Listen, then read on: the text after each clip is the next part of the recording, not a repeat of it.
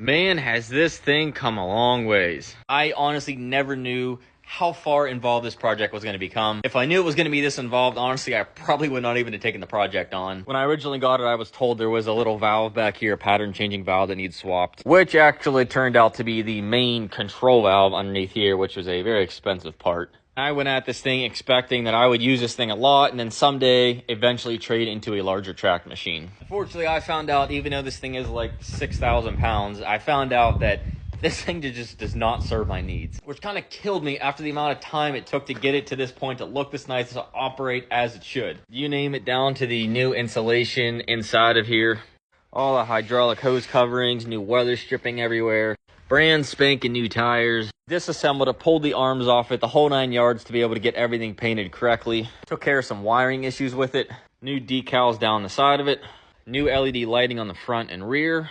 In the cab, I got a new seat suspension, all the decals that this thing should have had, I put them all back on here. New pins and bushings down below. A couple lug nuts weren't looking too good, so we did a few new of those, all different ones around the machine. I will never admit the amount of hours and hours and hours I have into getting this machine to this point, and all the people that helped me along the way, that the amount of hours into getting this where it's at is incredible. One day it developed an issue where 2-speed and float quit working, which are 2 little buttons on the joystick. I never bothered with it, but as of right now, it's the only thing that is not sound on it. The closing of one chapter, though, was going to open up another one. So this weekend, there is a surprise coming, a similar machine to replace this. Huge upgrade, a lot better condition, but it's going to be a fun project.